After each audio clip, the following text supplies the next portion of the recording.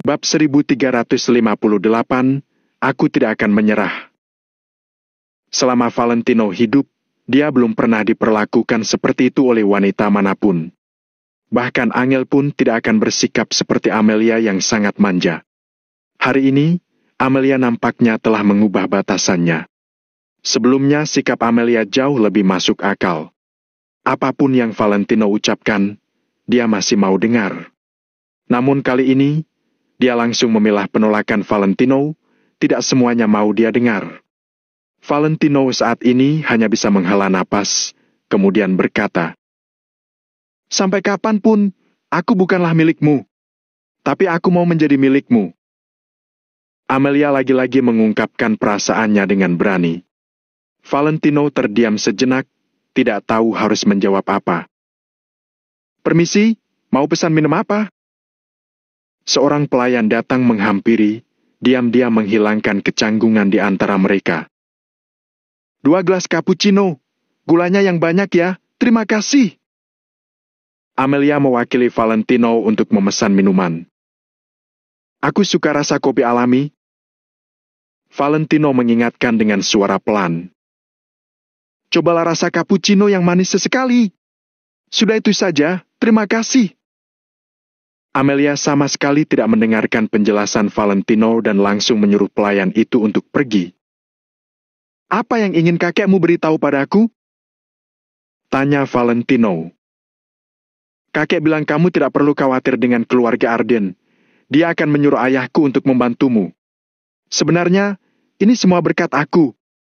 Kalau bukan karena aku, ayahku tidak mungkin mau berkompromi. Sekarang aku memintamu untuk mentraktirku minum kopi, tapi kamu malah memperlakukanku dengan buruk. Bukankah kamu sudah kelewatan?" Amelia berkata dengan sangat serius. "Berkat kamu?" Valentino terkejut. Ekspresi Amelia semakin serius, dia berkata dengan sungguh-sungguh. "Semalam aku ingin menyayat urat nadiku untuk mengancam ayahku. Kalau dia tidak berbaikan denganmu, aku lebih baik mati. Kalau tidak begitu, apakah kamu kira ayahku mau berkompromi? Apakah kakekku akan muncul?" Mendengar Amelia berkata seperti itu, Valentino benar-benar tercengang. Sebenarnya Valentino sudah menebak sejak lama, tapi dia sama sekali tidak mengerti alasan kenapa sikap Stefan berubah. Sekarang dia baru teringat ada faktor penentu bernama Amelia ini. "Sungguh?" Valentino menoleh ke arah Amelia. Jika benar seperti itu, maka dia benar-benar berhutang budi pada Amelia. "Tentu saja. Kalau kamu tidak percaya, tanyakan saja pada ayahku. Atau kamu juga bisa bertanya pada Louis, saat aku ingin bunuh diri, dia ada di sana." Takut Valentino tidak percaya, Amelia menjelaskan kondisi ketika kejadian itu terjadi. Valentino sekali lagi terdiam. Untuk masalah ini, Amelia tidak mungkin berbohong.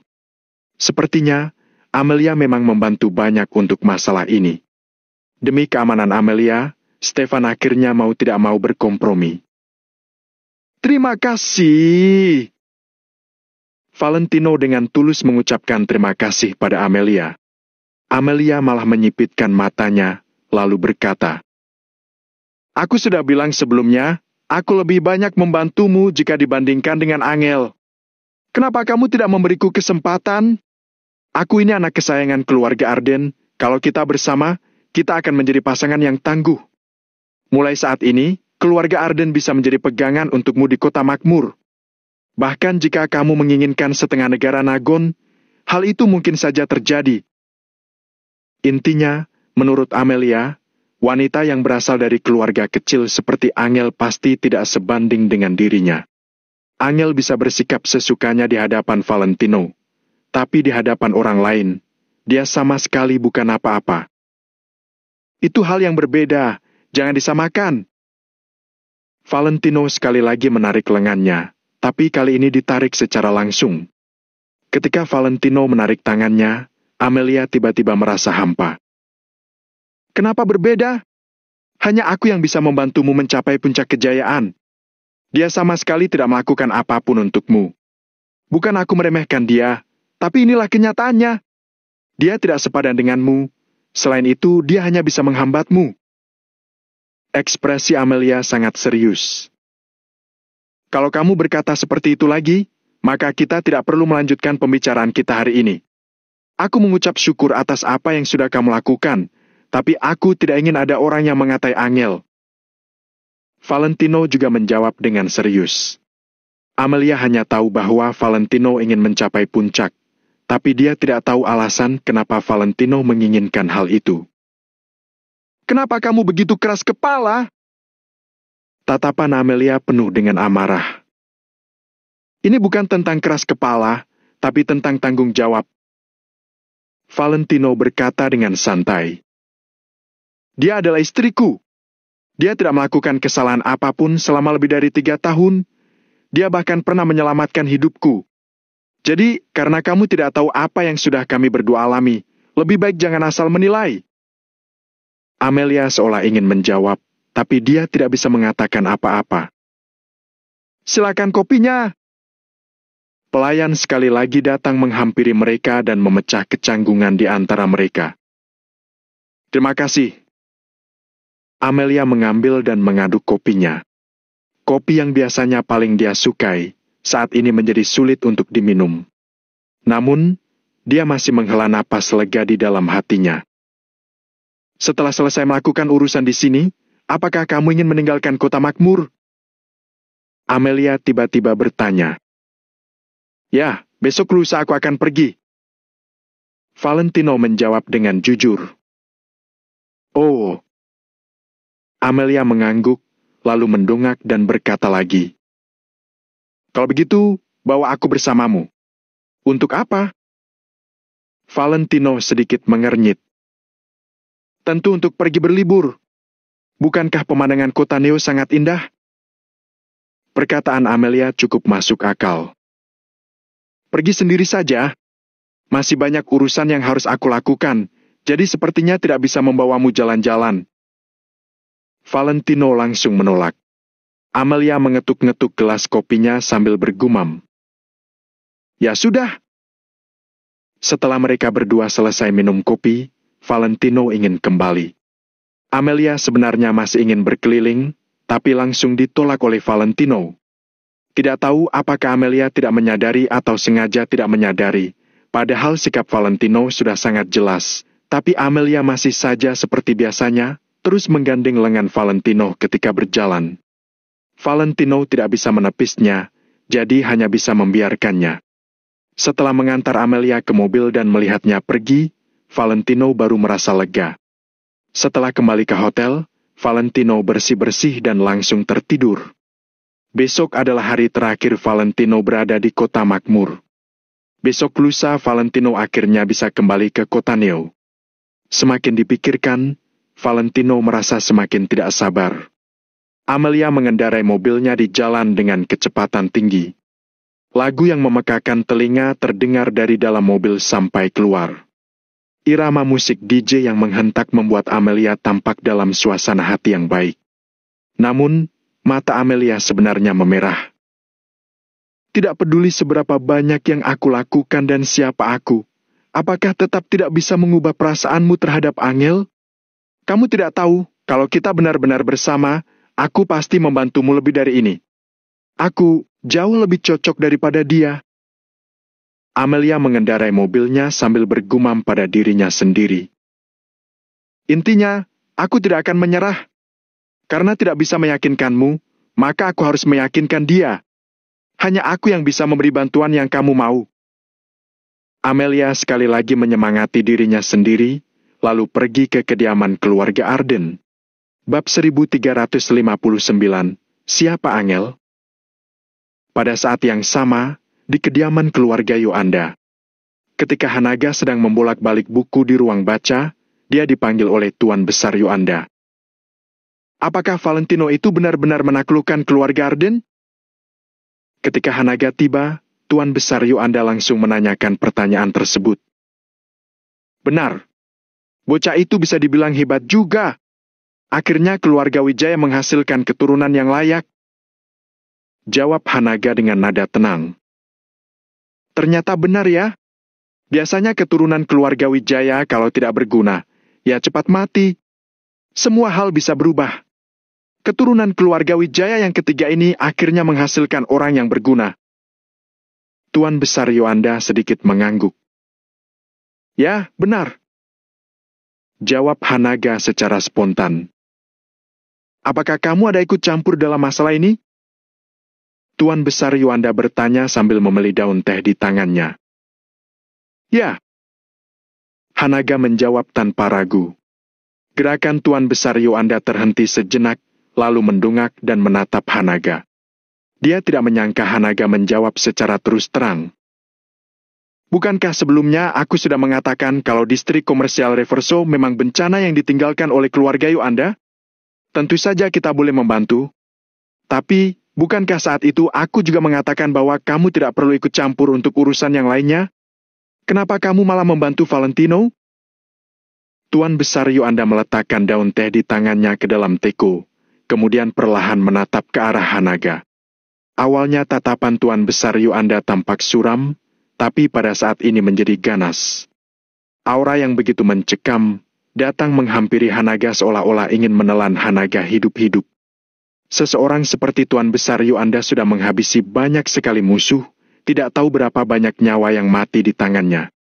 Jadi, selain keseriusan, tatapannya juga mengandung aura pembunuh yang kuat. Namun, Hanaga sama sekali tidak takut dengan tatapan Tuan Besar Yuanda. Dulu, tatapan Tuan Besar Yuanda bisa membuat seluruh keluarga Yuanda ketakutan sampai berlutut di lantai.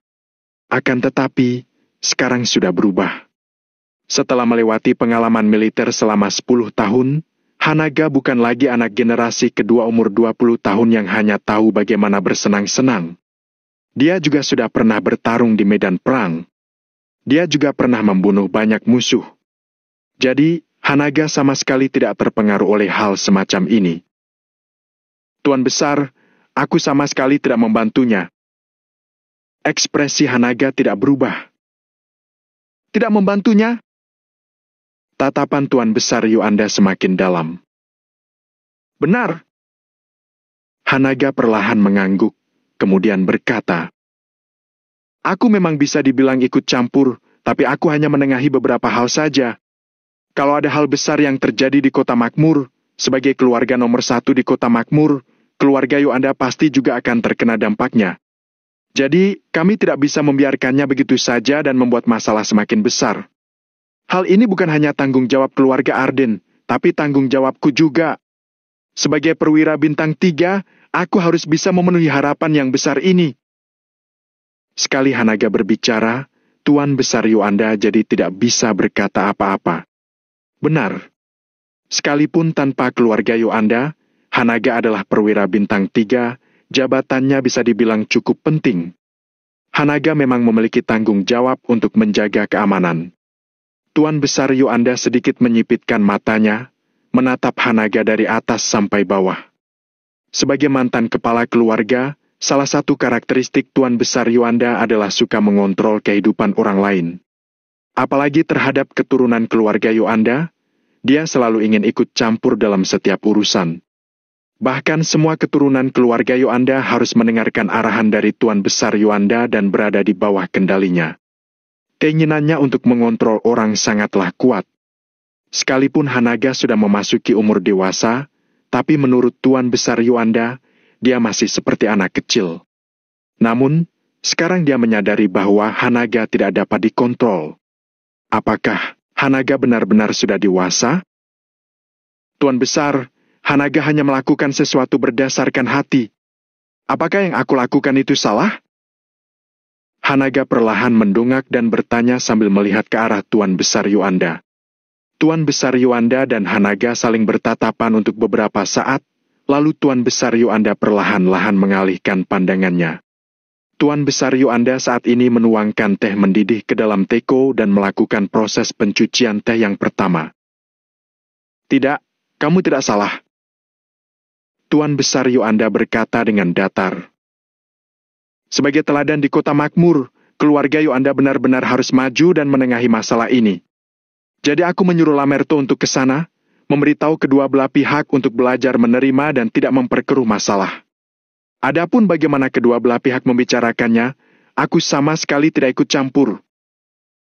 Nada bicara Hanaga sangat stabil, membuat orang lain mempercayainya. Tuan Besar Yuanda juga bisa menyelidiki masalah ini kapan saja. Oleh karena itu, Hanaga saat itu meminta Lamerto untuk memberitahu Valentino supaya berhenti sebelum semakin kelewatan. Jika keluarga Arden dari kota makmur benar-benar tunduk pada Valentino, Tuan Besar Yuanda pasti tidak akan percaya, sekalipun Hanaga sudah menjelaskan padanya. Hanaga sendiri percaya bahwa Stefan tidak akan asal bicara. Kecuali kalau Tuan Besar Yuanda berinisiatif menanyakan secara langsung padanya. Namun, Tuan Besar Yuanda tidak mungkin mendatangi Stefan secara langsung. Hanaga sudah mempertimbangkan semua hal ini. Benar, kamu boleh saja jadi penengah, tapi kamu tidak boleh menunjukkan posisimu begitu saja. Inilah cara yang paling tepat untuk menjadi penengah. Tuan Besar Yuanda sedikit mengangguk. Sambil mengatakan ini, Tuan Besar Yuanda menuangkan air cucian teh, mengisinya lagi dengan air mendidih yang baru, lalu menutup teko dan menunggu dengan tenang. Hidup itu seperti membuat teh, harus dibersihkan terlebih dahulu, baru pada akhirnya bisa mengeluarkan aroma yang sesungguhnya. Sedangkan manusia itu seperti daun teh, harus melalui proses perendaman air mendidih sebelum pada akhirnya menjadi teh asli. Tuan Besar Yuanda mengatakan hal ini dengan bijak, seakan-akan sedang mengajari Hanaga. Hanaga sedikit menunduk, menelaah maksud dari perkataan Tuan Besar Yuanda. Oh ya, apakah kamu tahu gadis yang bernama Angel Kusuma? Ketika Hanaga sedang berpikir, Tuan Besar Yuanda tiba-tiba bertanya. Hanaga seketika menegang, jantungnya berdetak dengan sangat cepat. Dia perlahan mendongak dan pura-pura bingung. Angel? Apakah ada keluarga bermarga Kusuma di kota makmur? Tuan Besar Yuanda tampak biasa saja, tapi matanya tertuju pada Hanaga, mencoba mencari sesuatu dari ekspresinya. Namun, hasilnya membuat Tuan Besar Yuanda kecewa. Ekspresi Hanaga tidak menunjukkan sesuatu yang aneh. Benar-benar seperti baru pertama kali mendengar nama itu. Tuan Besar Yuanda menatap Hanaga beberapa saat, kemudian mengalihkan pandangannya dan berkata, bukan di kota makmur. Dia itu anak perempuan dari sebuah keluarga kecil di kota Neo. Apakah Tuan Besar memiliki koneksi di kota Neo? Setauku, bukankah kota Neo itu sangat jauh? Hanaga pura-pura bertanya. Sebenarnya, perasaan Hanaga saat ini sudah tidak karuan, dia merasa sangat khawatir. Ternyata Lamerto benar. Ahli bela diri Tuan Besar Yuanda benar-benar sedang menyelidiki Valentino. Bahkan, dia sudah menyelidiki sampai ke kota Neo. Memikirkan hal ini, Hanaga merasa semakin cemas. Tidak ada. Aku hanya mengecek saja. Valentino itu membuatku penasaran, jadi aku mencari tahu tentang masa lalunya. Angel itu adalah istrinya Valentino. Tuan Besar Yuanda menuangkan 2 cangkir teh dan memberikan 1 cangkir untuk Hanaga. Bab 1360, tidak bisa menahan lagi. Hanaga cepat-cepat menerima dengan kedua tangannya dan berkata sambil tersenyum. Valentino begitu hebat, istrinya pasti juga tidak kalah hebat. Dia hanya seorang wanita dari keluarga kelas bawah dan tidak mempunyai status apa-apa. Jawab Tuan Besar Yuanda dengan datar. Belum tentu. Keluarga kecil belum tentu tidak bisa melahirkan anak yang unggul. Hanaga langsung membantah. Dia sangat jarang membantah kata-kata Tuan Besar Yuanda, tapi hal ini menyangkut putrinya. Jadi, bagaimana mungkin dia membiarkan orang lain merendahkan Angel? Bagaimana mungkin keluarga kecil bisa melahirkan anak yang unggul? Tidak peduli apakah itu kondisi keluarga maupun pendidikan yang didapatkan sejak kecil, mereka hanyalah pekerja rendahan. Tuan Besar Yuanda merasa sedikit tidak senang karena Hanaga membantahnya. 20 tahun yang lalu, Hanaga dan Tuan Besar Yuanda sempat ribut besar karena latar belakang Ibu Angel. Saat membicarakan topik ini, Tuan Besar Yuanda juga menjadi sangat kesal. Namun, 20 tahun yang lalu, Hanaga hanya bisa bersabar. Namun, kali ini, dia sudah tidak ingin bersabar lagi. Tuan Besar, bukankah awalnya Anda juga hanya seorang tokoh besar dari rakyat jelata? Tanya Hanaga dengan suara ringan. Jika dihitung dari 3 generasi sebelumnya, semua nenek moyang mereka adalah petani. Hanaga tahu bahwa keluarga Yuanda awalnya juga memulai dari menjadi pekerja rendahan. Wancang! Tuan Besar Yuanda tiba-tiba memukul meja dan menatap Hanaga dengan tatapan yang dingin. Namun, Hanaga sama sekali tidak takut. 20 tahun yang lalu, dia sudah mengalah sekali dalam hal Ibu Angel. Kali ini, jika Hanaga mundur lagi dan tidak melindungi Angel, hati nuraninya tidak akan tenang. Swoosh! Hanaga berdiri dengan ekspresi yang sangat serius. Tuan Besar, tidak ada orang yang bisa memilih asal kelahirannya, tetapi mereka dapat memilih arah hidupnya. Moral seseorang dibagi menjadi tinggi dan rendah, tetapi status tidak dibedakan menjadi tinggi atau rendah. Sebuah jam tangan plastik seharga 20.000 dan sebuah jam tangan Rolex seharga miliaran memiliki kegunaan yang sama, yaitu hanya bisa digunakan untuk melihat waktu saja. Semua manusia sederajat terlepas dari latar belakang keluarganya. Saat ini, Hanaga meletakkan kedua tangannya di punggung. Tatapannya sangat tajam dan wibawanya memancar dari dalam dirinya. Sejak kecil, ini adalah pertama kalinya Hanaga menentang Tuan Besar Yuanda secara terang-terangan. Ini juga pertama kalinya ada orang yang berani berbicara seperti itu kepada Tuan Besar Yuanda di dalam keluarga Yuanda. Kamu! Tuan Besar Yuanda menatap Hanaga selama beberapa saat. Kemudian, dia menyandarkan diri di kursi dan berkata dengan suara yang berat. Kamu benar-benar sudah dewasa. Saya selamanya adalah anak Anda. Hanaga menundukkan kepalanya setelah mendengar kata-kata itu. Saat ini, kamu adalah pemimpin keluarga Yuanda dan memegang banyak kekuasaan. Aku sudah tidak bisa mengaturmu lagi. Tuan Besar Yuanda menyesap tehnya dengan santai. Namun, Hanaga malah bisa mendengar sedikit ancaman dari kata-katanya itu. Tuan Besar, kalau Anda merasa saya tidak bisa memimpin keluarga Yuanda, Anda boleh menarik kembali posisi saya kapanpun Anda mau. Tim militer lebih membutuhkan saya daripada keluarga Yuanda. Kata Hanaga sambil memberi hormat kepada Tuan Besar Yuanda. Kata-kata itu langsung membuat Tuan Besar Yuanda kehabisan kata-kata sampai membelalakan matanya. Hanaga sudah menunjukkan maksudnya dengan sangat jelas. Tuan Besar Yuanda boleh mengambil posisi Hanaga sebagai pemimpin keluarga Yuanda kapanpun dia mau. Akan tetapi, Hanaga juga bisa meninggalkan keluarga Yuanda dan kembali ke medan perang kapanpun dia mau. Hanaga tidak akan merasa telantar. Setelah kembali ke tim militer, Hanaga masih adalah perwira bintang 3 yang dihormati oleh orang-orang. Setelah terdiam beberapa saat, Tuan Besar Yuanda masih tidak bisa berkata apa-apa. Pergilah. Kita adalah ayah dan anak, tidak seharusnya kita bersitegang seperti ini. Tuan Besar Yuanda melambaikan tangannya. Hanaga memberi hormat, lalu berbalik dan berjalan pergi. Namun, dia memperlambat langkah kakinya saat tiba di depan pintu. Tuan Besar, apakah Anda tahu kekurangan terbesar Anda? Tanya Hanaga dengan ringan. Apa? Tanya Tuan Besar Yuanda.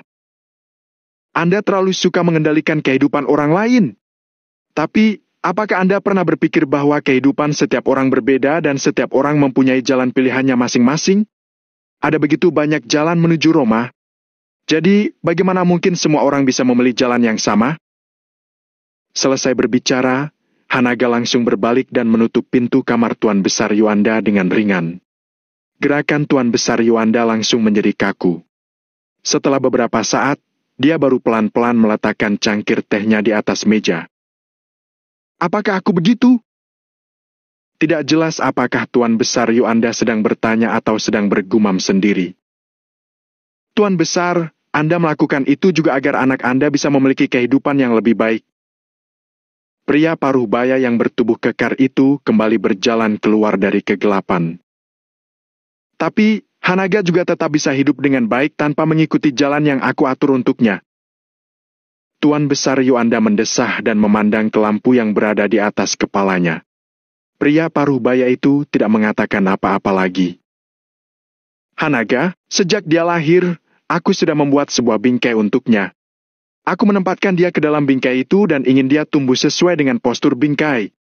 Aku tidak pernah menduga bahwa suatu hari, dia bisa memecahkan bingkai ini.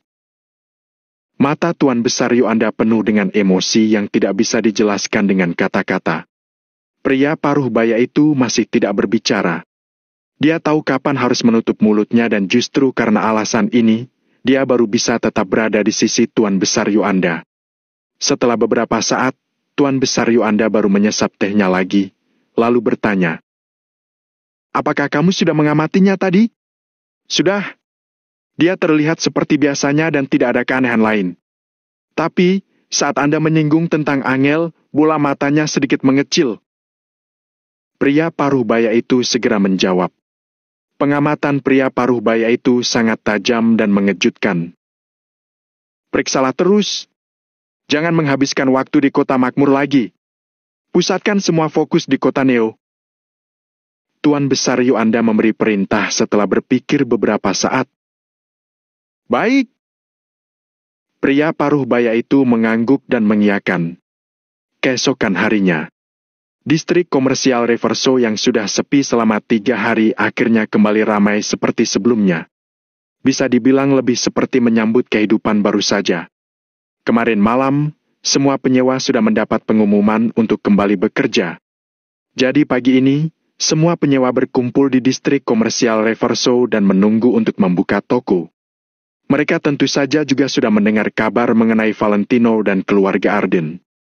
Mereka semua sangat gembira setelah mengetahui Valentino sudah memenangkan pertempuran ini. Dalam 3 hari terakhir, distrik komersial Reverso bagaikan sebuah kota telantar, sama sekali tidak berpenghuni. Hari ini, kendaraan di luar sangat ramai dan distrik komersial dipenuhi dengan orang-orang. Bahkan, jika hanya menghitung penyewa dan karyawan toko, jumlah orangnya juga hampir mencapai 10.000 orang. Jadi, bisa dibayangkan seberapa ramai tempat itu. Coba lihat. Lihatlah. Distrik komersial Reverso seharusnya seperti ini. Haha. Addison tertawa terbahak-bahak. Almo dan yang lain mengangguk setuju. Mereka juga tidak dapat menahan senyum di wajah mereka. Ini bukan hanya kehidupan baru bagi distrik komersial Reverso, tetapi juga lebih melambangkan kehidupan baru mereka. Mulai sekarang, distrik komersial Reverso dan mereka yang ada di distrik komersial Reverso sudah bisa memiliki kehidupan yang stabil di kota makmur. "Halo, Tuan Lano. Apa kabar?" "Tuan Lano, kamu sangat hebat.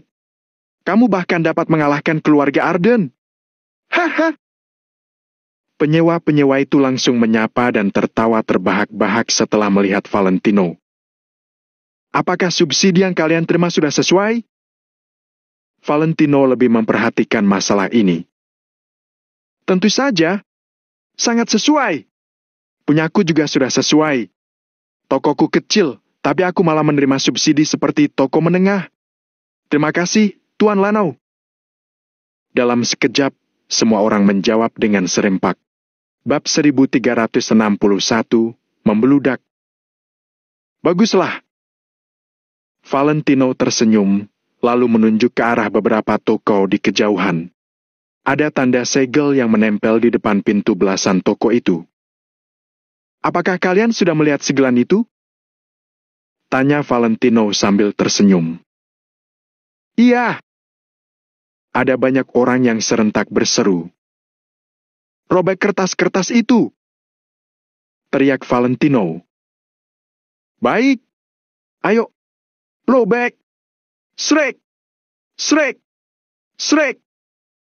Ada ratusan orang yang berlari cepat ke depan toko-toko itu dan merobek belasan segel yang menempel di depannya. Dalam sekejap, segel-segel itu pun dirobek hingga menjadi berkeping-keping.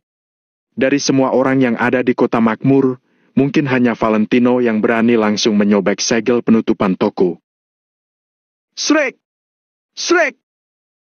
Semua orang berlomba-lomba untuk merobek segel itu hingga menjadi berkeping-keping, lalu menyebarkannya di atas lantai. Sepertinya dengan merobek segel-segel ini, kekesalan di hati mereka juga ikut tercabik-cabik. Tuan Lano, apa yang harus kita lakukan selanjutnya? Ada seseorang yang berteriak setelah selesai merobek segel-segel itu. Selanjutnya, kalian buka toko kalian. Apa yang kalian tunggu lagi? Valentino tertawa kebingungan. Hahaha. Semua orang tertawa terbahak-bahak lagi.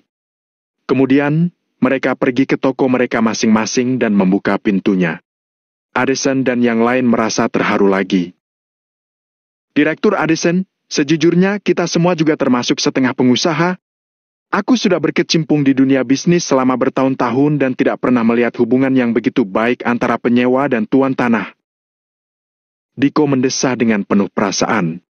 Almo berdecak dan berkata, benar.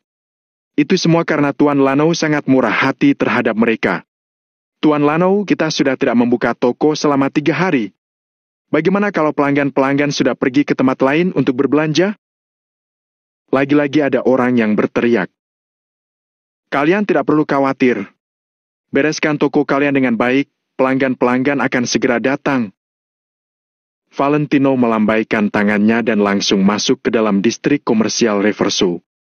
Semua orang sama sekali tidak panik. Hati mereka bahkan dipenuhi dengan harapan. Mereka tahu meskipun Lano masih sangat muda, dia memiliki kemampuan yang sangat luar biasa. Meskipun terlambat, dia juga tidak akan mengecewakan mereka. Ayo, cepat masuk ke dalam toko kalian. Aku sudah mau mulai. Tiba-tiba, Kristo berteriak kepada semua orang dengan menggunakan pengeras suara. Di belakangnya, ada sebuah pikap besar yang membawa setumpuk besar petasan. Di samping pikap itu, ada ratusan orang yang menempatkan petasan di sepanjang jalan hingga sangat panjang. Kak Kristo, kota makmur sudah melarang pelepasan petasan dan kembang api selama bertahun-tahun. Hal ini melanggar hukum. Ada orang yang buru-buru menasihatinya. Haha, jangan takut, kita mempunyai pendukung yang kuat. Kristo tertawa dan meniup puntung rokok di tangannya, membuat api di puntung rokoknya menyala lebih kuat. Kalian lanjut saja menempatkan petasan itu. Aku nyalakan. Ya. Selesai berbicara, tanpa menunggu respons dari orang yang meletakkan petasan, Kristo langsung memakai puntung rokoknya untuk menyalakan sumbu api petasan. Har! Sumbu api langsung menyala. Astaga! Petasannya sudah menyala. Ayo cepat lari! Kristo berseru kaget. Kemudian, dia langsung membuang puntung rokoknya dan berlari sambil melindungi kepalanya. Bam! Petasan pertama yang berasal dari distrik komersial Reverso langsung meledak. Selanjutnya, terdengar suara ledakan petasan secara beruntun. Bam! Boom! Bam! Boom! Suara ledakan petasan itu sangat memekakan telinga dan membuat suasananya menjadi sangat ramai. Selapis demi selapis asap putih menyembur keluar dan membawa bau khas bubuk mesiu. Bau itu langsung menyengat hidung orang-orang. Petasan yang tidak berhenti meledak itu membuat kertas merah pembungkus petasan bertebaran di udara. Asap tebal tidak berhenti menyembur keluar dan suara ledakan yang nyaring juga berlanjut. Seluruh distrik komersial Reverso diselimuti oleh suasana yang bagaikan sedang tahun baru saja. Di saat yang sama, beberapa pusat perbelanjaan besar di sekitar distrik komersial Reverso melewati kehidupan yang sangat menyenangkan selama 3 hari terakhir ini. Bisnis mereka berkembang pesat dan dipenuhi oleh banyak pelanggan. Alasannya adalah karena pusat perbelanjaan besar distrik komersial Reverso sudah tutup. Arus pelanggan yang sangat besar itu tidak mempunyai tempat untuk pergi. Jadi, mereka langsung beralih ke beberapa pusat perbelanjaan besar lainnya. Beberapa pemilik pusat perbelanjaan itu sangat kegirangan. Hari ini, matahari bersinar terang dan pusat-pusat perbelanjaan itu masih dipenuhi dengan pelanggan. Melihat antrean panjang di kasir, semua pemilik pusat perbelanjaan itu sangat puas. Namun, tepat di saat itu, terjadi sebuah perubahan mendadak. Beberapa anak muda di antaranya sedang mengantre untuk membayar barang belanjaan mereka. Namun, setelah melirik ponsel, mereka langsung meletakkan kembali barang belanjaan mereka pada tempatnya, lalu berbalik dan berjalan keluar. Awalnya, karyawan di pusat perbelanjaan itu tidak peduli. Akan tetapi, ada semakin banyak orang yang meletakkan kembali barang belanjaan mereka dan langsung berjalan keluar dari pusat perbelanjaan. Pasti ada yang tidak beres, kan? Hei, tunggu! Ada apa? Kamu buru-buru mau kemana? Tanya seorang manajer pusat perbelanjaan setelah menghentikan seorang pemuda yang hendak pergi. Tidak apa-apa. Aku hanya mau mengurus beberapa masalah. Pemuda itu melambaikan tangannya dan langsung pergi. Karyawan itu sedikit kebingungan dan membalikkan badan secara perlahan. Distrik komersial Reverso sudah kembali beroperasi dan sedang mengadakan diskon. Ayo pergi! Ada seorang wanita parubaya yang tiba-tiba berseru, kemudian langsung meletakkan barang belanjaannya dan berlari keluar. Apa? Distrik komersial Reverso sudah beroperasi kembali? Ya ampun, tunggu apa lagi? Cepat! Cepat! Kartu anggotaku masih belum habis. Duar! Dalam sekejap, orang-orang yang sedang mengantre panjang di kasir itu langsung berpencar ke arah yang berbeda. Berita ini bagaikan angin puting beliung yang menyapu seluruh pusat perbelanjaan. Orang-orang yang sedang berbelanja itu pun langsung meletakkan kembali barang-barang yang sedang mereka lihat. Distrik komersial Reverso sudah kembali beroperasi. Semua toko-toko itu juga memberi diskon 20%. Ayo cepat ke sana. Dalam sekejap, semua orang itu meninggalkan pusat perbelanjaan dan berlari menuju distrik komersial Reverso. Pada dasarnya, orang-orang ini sudah terbiasa berbelanja di distrik komersial Reverso. Jadi, ketika mereka mengetahui promosi diskon ini, mereka juga tidak akan ragu sama sekali. Pak Manajer, coba kamu lihat ini. Seorang karyawan berlari ke sana dengan napas terengah-engah. Manajer itu buru-buru melihat ponsel karyawan itu dan membelalakan matanya. Distrik komersial Reverso kembali dengan wajah baru. Untuk memperingati pembukaan ini, kami menawarkan diskon 20% untuk semua produk di seluruh distrik komersial.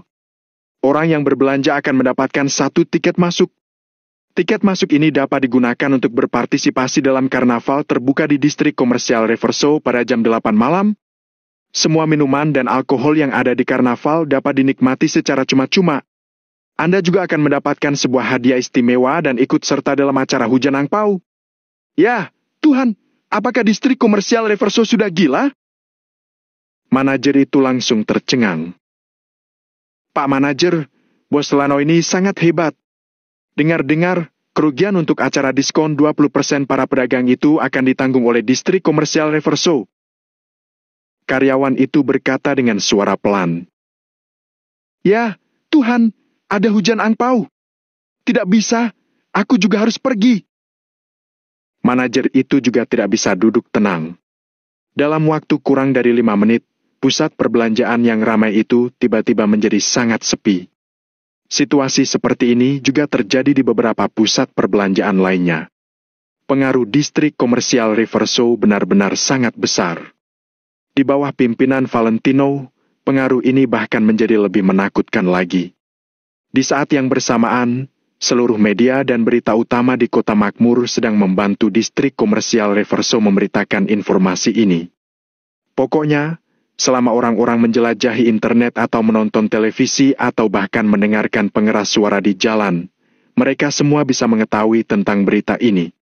Akibatnya, bisnis beberapa pusat perbelanjaan besar di sekitarnya menjadi suram dalam sekejap. Beberapa pemilik pusat perbelanjaan berkumpul dengan sedih dan berdiskusi apakah mereka sebaiknya bergabung dengan distrik komersial Reverso. Jika tidak, mereka benar-benar tidak bisa bertahan lagi. Dalam hal uang, mereka tidak dapat menandingi distrik komersial Reverso. Dalam hal keahlian, mereka juga tidak dapat menandingi Lano. Dalam hal kekuatan, distrik komersial Reverso bahkan mampu menggulingkan keluarga Arden. Jika mereka terus bertahan, itu sama sekali tidak ada artinya. Pada saat ini, distrik komersial Reverso kembali ramai. Diskon gila-gilaan yang diadakan Valentino beserta acara karnaval malam itu langsung mengembalikan popularitas distrik komersial Reverso yang sudah hilang selama 3 hari ini. Arus pelanggan tidak berkurang dan malah bertambah hingga penuh. Situasi di sana sangat ramai dan popularitasnya membeludak. Bab 1362, menstabilkan internal sebelum menyerang. Distrik komersial Reverso sudah didirikan selama bertahun-tahun. Hari ini pasti adalah hari dengan pengunjung terbanyak dan suasana teramai. Jumlah pengunjung di dalam toko membeludak dan orang-orang di jalanan berdesakan. Semua penyewa sungguh salut dengan Valentino. Dalam kondisi seperti ini, semua orang tentu akan merasa salut. Valentino dan yang lainnya berdiri di balkon tingkat tertinggi distrik komersial Reverso. Dari atas, mereka dapat melihat gambaran orang-orang yang saling berdesakan di bawah sana. Reverso yang dulu sudah kembali. Bahkan, malah semakin membaik. Astaga, coba kamu lihat di sana. Wah! Seru Diko. Area parkiran di distrik komersial Reverso bukan hanya sudah dipenuhi kendaraan saja, bahkan sudah meluas keluar. Di dalam distrik komersial, terlihat sangat sesak. Orang-orang bahkan kelihatan kesulitan untuk bergerak. Aku hanya ingin berkata, hebat! Almo menepuk tangan sambil memuji. Situasi makmur seperti ini sungguh belum pernah didengar dan dijumpai.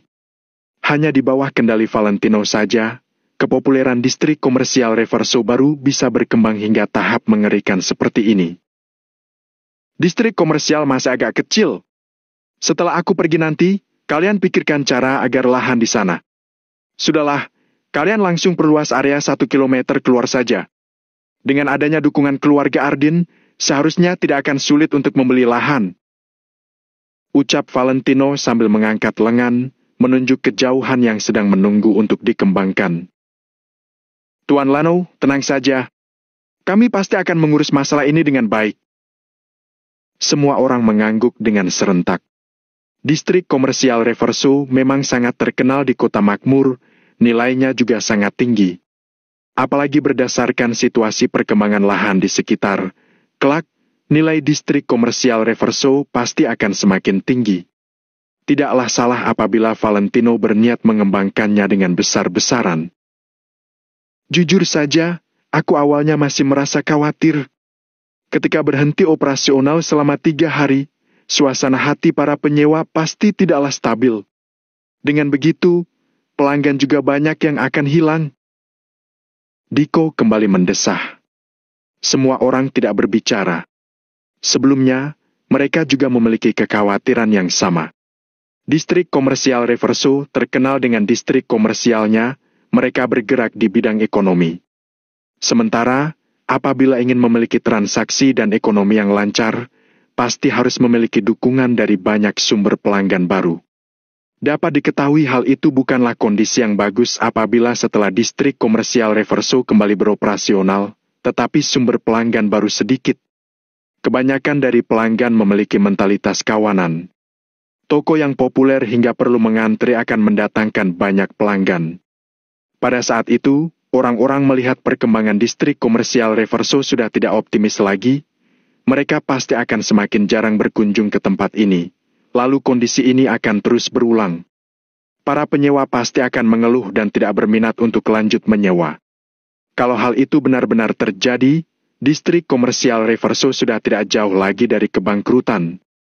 Namun, Valentino langsung turun tangan dan menyingkirkan semua kekhawatiran mereka. Valentino memanfaatkan kesempatan untuk kembali menyerang. Seketika, dia langsung menarik kembali sumber pelanggan baru yang menghilang itu. Bahkan, berkali-kali lipat lebih banyak dari sebelumnya. Strategi ini sangatlah mantap. Dia sungguh membuat orang-orang merasa salut.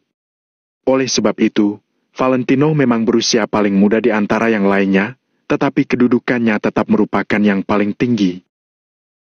Berhubung semuanya sudah hadir hari ini, ada hal yang ingin aku sampaikan. Besok, aku akan meninggalkan kota makmur. Valentino meletakkan tangan di belakang, dia bersandar di pagar dan tiba-tiba angkat bicara. Selain Arisen, semua orang yang berada di belakang terbengong. Kemudian, mereka bertukar pandang. Mereka melihat bagian belakang punggung kekar milik Valentino dan merasa kalut. Konon katanya, setelah bos tidak berada di tempat, bawahan juga bisa menjadi bos. Secara logika, apabila bos besar, si Valentino, pergi, itu sama saja dengan dia melepaskan kekuasaannya kepada mereka.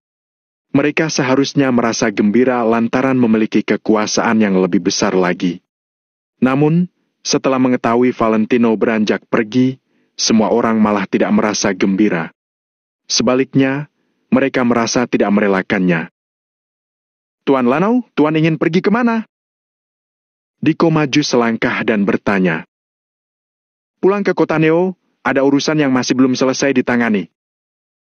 Balas Valentino sambil meletakkan tangan di belakang punggung. Sekarang, Valentino sudah tidak perlu menyimpan rahasia dari orang-orang ini. Apalagi, pada saat ini, Valentino juga tidak perlu merahasiakan masalah itu lagi. Bagaimanapun ceritanya, dia tetap akan pergi ke kota Kamar dan juga akan mengalahkan keluarga Wijaya. Beberapa orang saling bertatapan. Semuanya tidak lagi berbicara. Mereka semua tahu bahwa orang berkemampuan tinggi seperti Valentino pasti tidak akan menetap di suatu tempat dalam jangka panjang. Meski di tempat seperti kota makmur ini, juga tidak sanggup menampung sosok Valentino yang agung itu. Hanya langit yang tiada ujungnya itu, yang merupakan tempat bagi Valentino untuk berlari. Tuan Wijaya, mengenai masalah kota makmur, apa Tuan masih memiliki perintah lain? Kami pasti akan melaksanakannya dengan baik. Ucap Arisen sambil memberi hormat. Seusai mendengar itu, Valentino menyalakan sebatang rokok dan mengisapnya dengan perlahan. Setelah beberapa saat, Valentino baru berkata, perusahaan di bawah nama Direktur Arisen bisa melakukan merger dengan distrik komersial Reverso. Tidak masalah. Arisen tentu langsung menyetujuinya. Hal ini memang sudah seharusnya. Asosiasi Valentino Empire dan distrik komersial Reverso merupakan milik Valentino. Kedua bisnis itu pada dasarnya adalah satu grup. Mengenai aset di bawah 3 kepala keluarga, masalah itu sesuai dengan pemikiran kalian sendiri saja, aku tidak akan memaksakan kehendak. Valentino kembali berucap. Tuan Lanau, aset keluarga Arine sudah dimasukkan ke dalam distrik komersial, berada di bawah area kelolaku. Diko berdeham, lalu maju untuk menunjukkan sikapnya. Sebelumnya, aku juga ingin mengatakan masalah ini dengan Tuan Lanau, tapi aku khawatir Tuan Lanau tidak menyetujuinya. Jadi, aku pun tidak mengusulkannya. Berhubung Tuan Lanau sudah berbicara seperti ini, sore hari nanti, aku akan membawa orang untuk mengurus prosedur. Ucap Amo sambil mengangguk. Stanley tentu akan menjalankan tanggung jawabnya. Dia lalu berkata, benar, asalkan semua kekuatan bersatu, kita baru bisa mengeluarkan tenaga yang paling besar. Mengenai pemikiran Valentino, tidak ada orang yang menolak, semuanya sangat mendukungnya. Rencana Valentino adalah menjaga stabilitas internal sebelum melawan serangan luar. Jadi, dia terlebih dahulu mengurus masalah internal, baru membicarakan masalah yang lain lagi. Sementara sekarang, masalah tergolong sudah ditetapkan dan Valentino pun sudah merasa tenang. Dapat diketahui bahwa kekuatan keluarga Limindo, keluarga Duni dan keluarga Arine, ditambah lagi dengan kelima perusahaan arisan, semuanya mayoritas berkumpul di distrik komersial Reverso. Kekuatan mereka pasti akan sangat besar. Setidaknya di dunia bisnis kota makmur, nama distrik komersial Reverso harus merupakan yang terunggul dan mengalahkan para tetua. Mengenai masalah internal perusahaan, para karyawan harus lanjut diamati. Alangkah bagusnya apabila bisa menelantarkan mereka. Waktu itu, mereka semua bekerja pada Wiriandi. Aku tidak berani percaya dengan mereka. Valentino kembali mengungkit hal itu. Para karyawan itu bisa mengkhianati Wiriandi, itu berarti mereka juga bisa mengkhianati Valentino.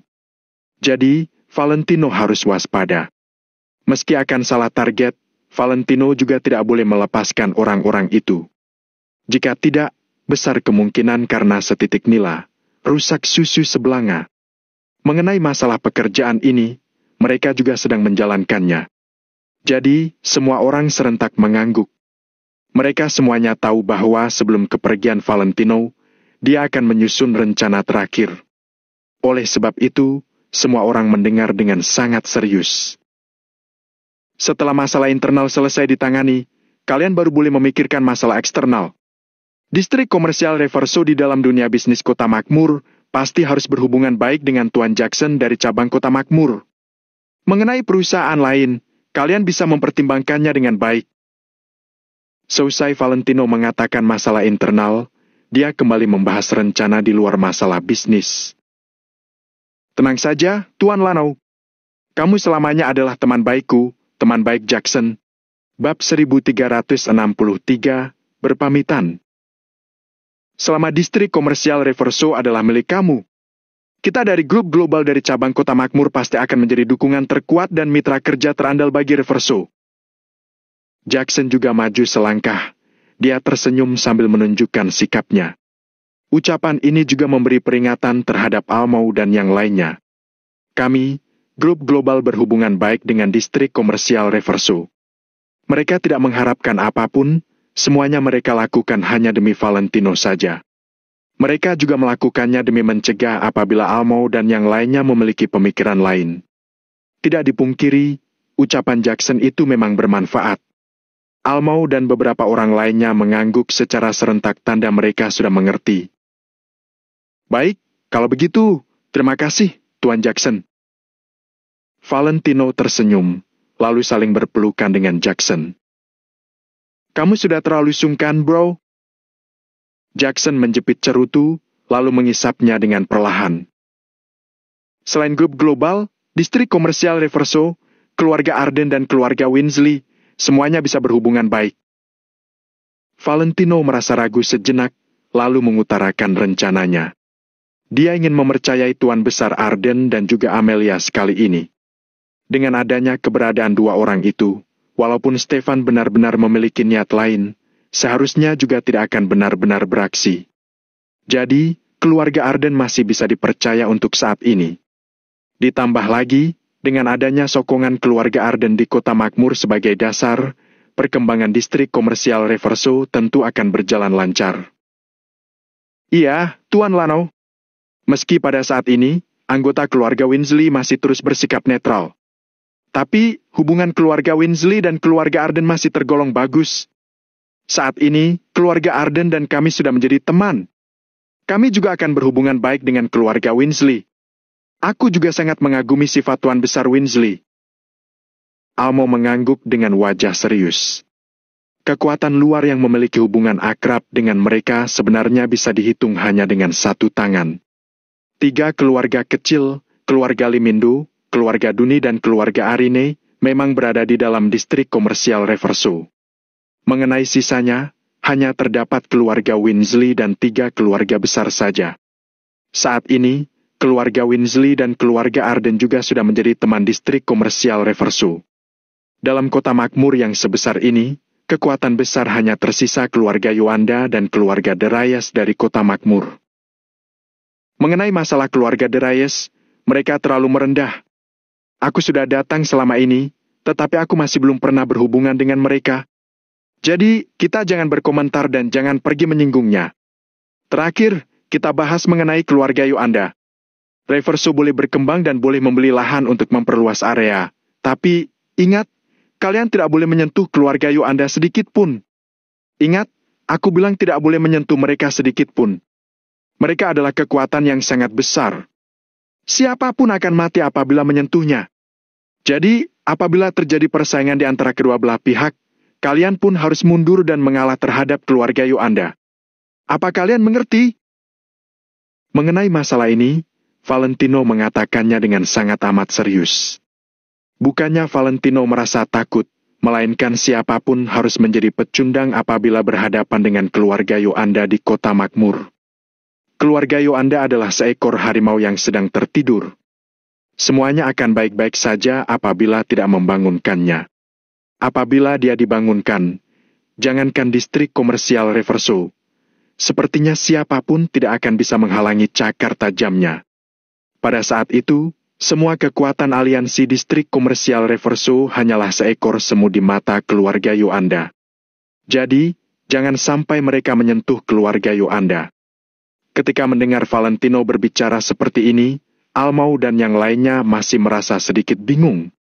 Bagaimanapun juga, waktu itu Lamerto keluar agar mereka bisa memiliki hubungan baik dengan Valentino. Bukankah hubungan Valentino dengan keluarga Yoanda seharusnya lumayan bagus? Kenapa sekarang, Valentino malah menghadapi keluarga Yoanda bagai sedang menghadapi musuh besar saja? Namun, mengenai masalah keluarga Yoanda, mereka juga tidak berani berpikir kebanyakan, bahkan tidak berani melanjutkan pemikiran mereka. Meski mereka sedang berada di hadapan Valentino, mereka juga tidak akan mengatakan masalah ini. Oh, ya, gadis yang bernama Yasmin itu, gadis yang membuka toko bunga di sini. Suruh Kristo dan yang lainnya menjaganya, jangan sampai dia ditindas. Valentino mengatakan masalah ini secara khusus. Tuan Lano, tenang saja.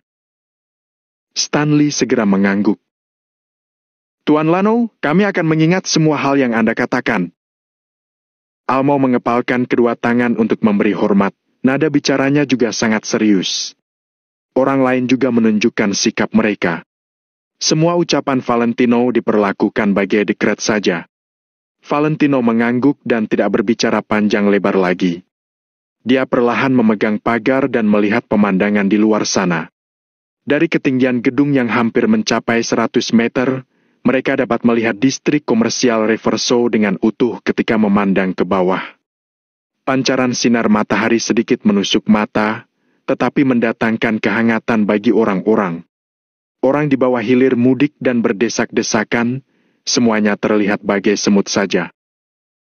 Orang-orang yang sibuk, orang-orang yang sibuk. Valentino tiba-tiba mendesah dan tersenyum. Kehidupan manusia berbagai bentuk. Semua orang memiliki tujuan hidup mereka sendiri. Sementara, apa yang dikejar dirinya? Mungkin adalah ketenangan dan kedamaian yang sederhana ini. Sore harinya, Valentino mengendarai mobilnya sendiri ke kediaman keluarga Arine. Setelah berbincang-bincang dengan Tuan Besar Arine, Valentino berpamitan langsung dengannya. Waktu itu, keluarga Arine juga termasuk cukup membantu Valentino. Jocelyn sepertinya juga memiliki sedikit perasaan istimewa terhadap dirinya. Namun, Valentino tidak berpikir terlalu banyak lagi. Hari ini, dia datang untuk berpamitan, tidak memiliki maksud lain. Lano, salah, Tuan Lano. Tuan Besar Arine berbincang-bincang dengan senang.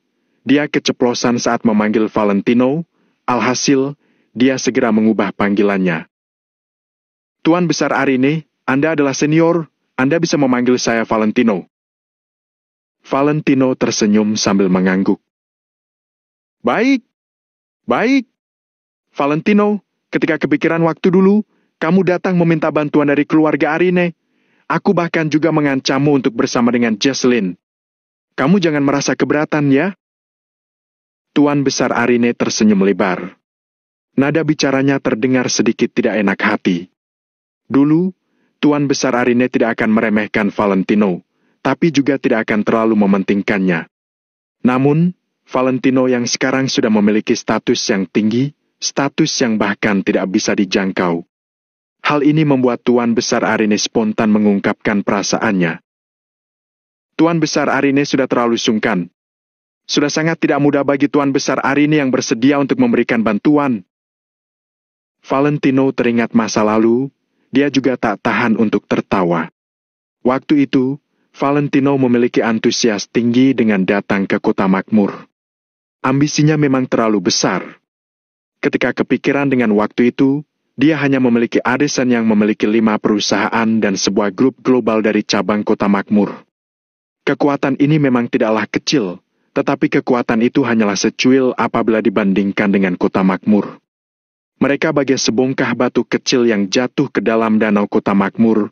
Batu kecil itu bahkan tidak beriak. Namun, Valentino yang waktu itu penuh dengan ambisi. Dia ingin melakukan aksi melenyapkan keluarga Arden. Setelah dipikir-pikir lagi saat ini, semuanya terasa lucu. Semakin berinteraksi, Valentino malah semakin menghormati keluarga Arden. Valentino juga baru mengetahui betapa mengerikannya apabila keluarga Arden mengerahkan seluruh kekuatan mereka. Valentino, kamu benar-benar anak muda terunggul yang pernah aku jumpai. Aku benar-benar tidak ingin melepaskanmu. Tuan Besar Arine tertegun sejenak, lalu mengisyaratkan Valentino. Sementara, Valentino malah menggeleng dan tersenyum pahit tanda tidak berdaya. Di mana Jesslyn? Tanya Valentino dengan pelan. Di taman belakang. Balas Tuan Besar Arine dengan cepat. Aku cari dia, ya. Valentino tersenyum dan berdiri. Cepat pergi. Tuan Besar Arine semakin gembira. Hal ini adalah tujuan Tuan Besar Arine. Bab 1364, Sinar Matahari yang Pas. Jika Tuan Besar Arine bisa menjodohkan Valentino dan Jesslyn, maka keluarga Arine setidaknya dapat hidup sejahtera selama 100 tahun ke depan. Saat itu tiba, dia juga dapat pergi dengan tenang.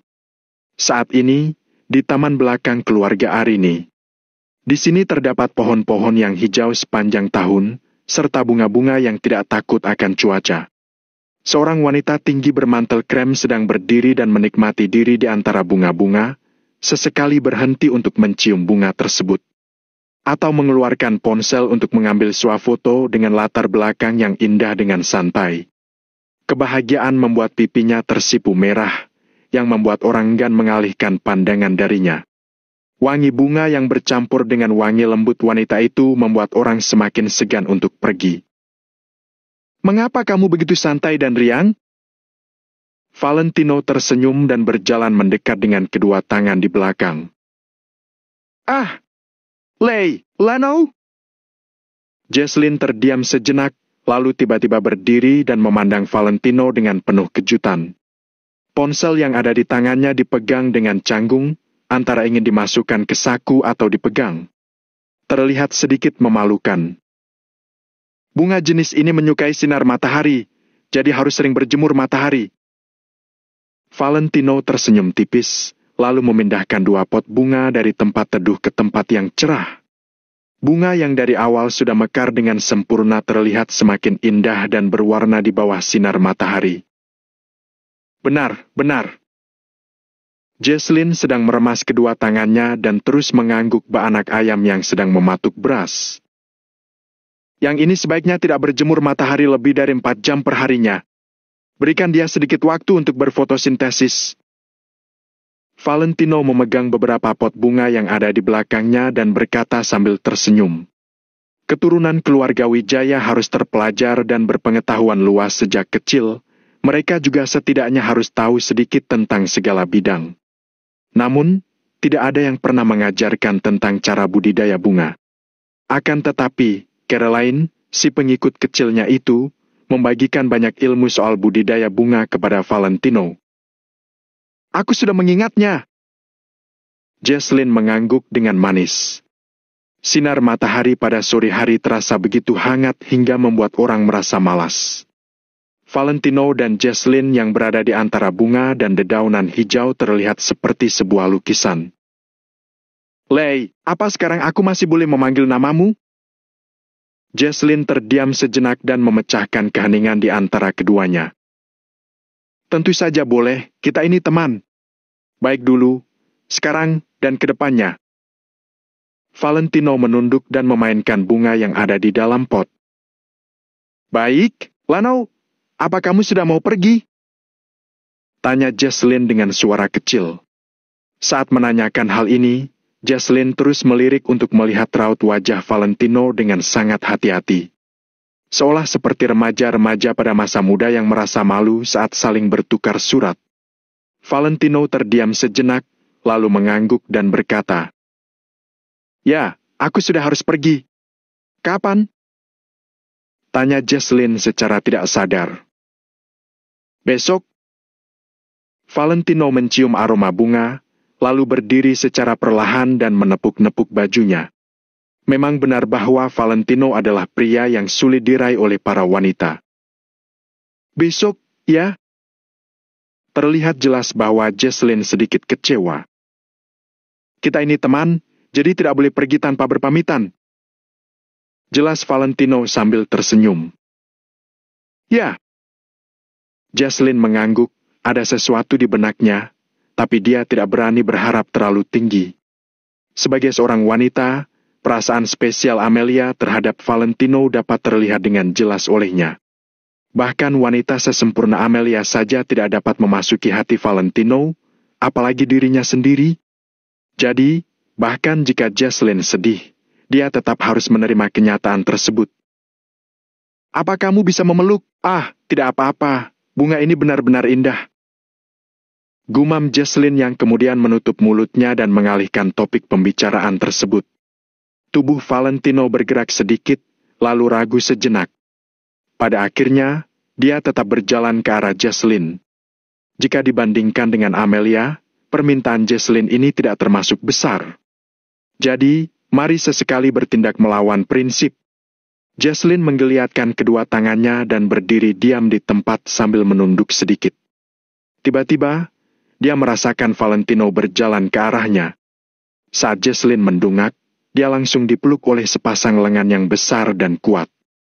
Dada Valentino yang bidang dan detak jantungnya yang kuat memberikan sebuah perasaan nyaman untuk Jesslyn.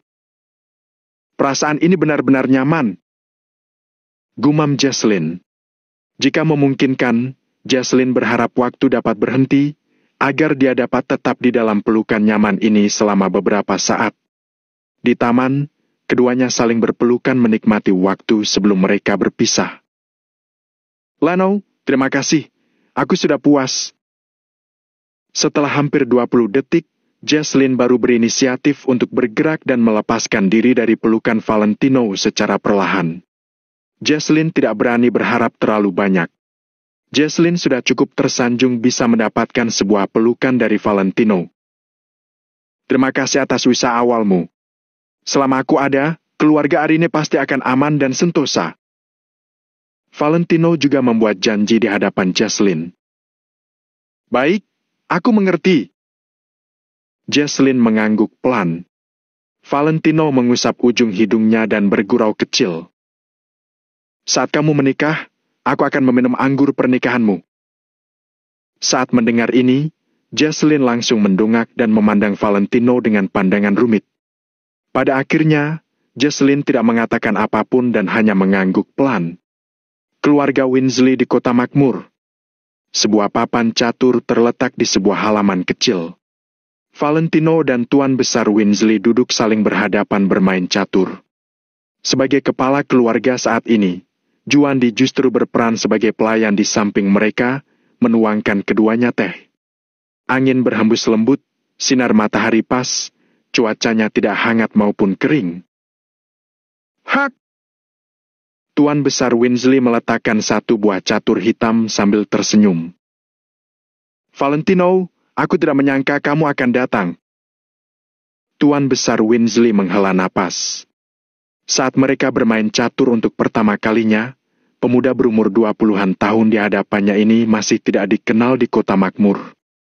Ketika duduk di hadapannya lagi sekarang, dia justru sudah menaklukkan distrik komersial Reverso dan mempunyai banyak pengikut berkekuatan besar di bawahnya. Benar-benar sangat mengesankan. Perubahan status yang begitu pesat ini membuat Tuan Besar Winsley, seorang pak tua yang sudah berpengalaman banyak langsung tercengang. "Saat aku baru saja tiba di kota makmur, Tuan Besar Winsley banyak membantu generasi yang lebih muda. Aku tidak akan melupakannya." Valentino meletakkan buah catur putih di atas papan catur secara perlahan. "Tapi pada saat itu, aku tidak memberikanmu bantuan apapun, jadi aku merasa sedikit malu." Tuan Besar Weasley menghela napas pelan. Valentino justru tidak memedulikan itu dan berkata sambil tersenyum. Tapi keluarga Weasley juga tidak membantu keluarga Arden untuk melawanku saat kami sedang bertarung. Bagiku, itu saja sudah cukup. Aku menghargai kebaikan ini. Saat mendengar ini, Tuan Besar Weasley terdiam. Juandi justru tersipu malu. Saat perpecahan antara keluarga Arden dan Valentino, Juandi langsung hendak berpihak dengan keluarga Arden, bersiap untuk menyulitkan Valentino. Tidak hanya Juandi yang berpikir demikian, tapi semua orang di keluarga Weasley juga berpikir demikian. Sedangkan Tuan Besar Weasley bersikeras agar keluarga Weasley tetap netral dan tidak saling membantu. Saat dipikir-pikir lagi sekarang, jika saat itu mereka benar-benar berpihak dengan keluarga Arden, entah apa yang akan terjadi pada keluarga Weasley sekarang. Yang pasti, Valentino tidak akan datang lagi untuk bermain catur bersama Tuan Besar Weasley.